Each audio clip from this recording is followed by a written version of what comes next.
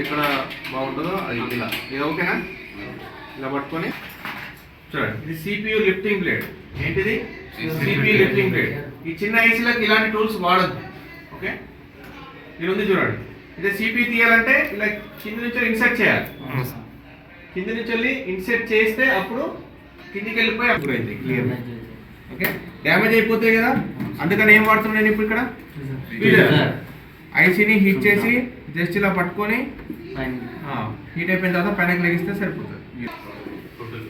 అంటే మళ్ళీ మనం రీబాయిల్ చేసిన తర్వాత సేమ్ ఆ డైరెక్షన్ లోనే పెట్టాలి. హీట్ ఎంత పెట్టుకోవాలి? 250 రాసుకోండి. ఐసీ చేయడానికి 3.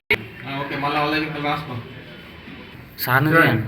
జాగ్రత్తగా తీయాలి, తొందరపడద్దు. అలాగే చూడండి, చుట్టూ మనకి హీట్ అయిపోయిన తర్వాత కాంపౌండ్స్ పైన అవుతాయి. అప్పటిదాకా మనం ట్వీజర్ పెట్టద్దు, అంటే బాల్స్ కరగాలి కదా కింద.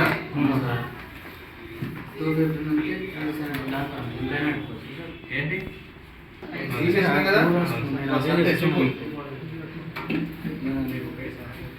ఓకే,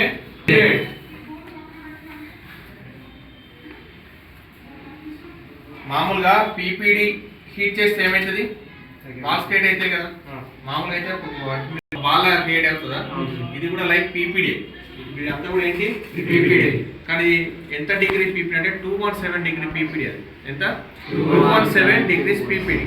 సో మన దగ్గర మనం వాడేది ఎంత? 183.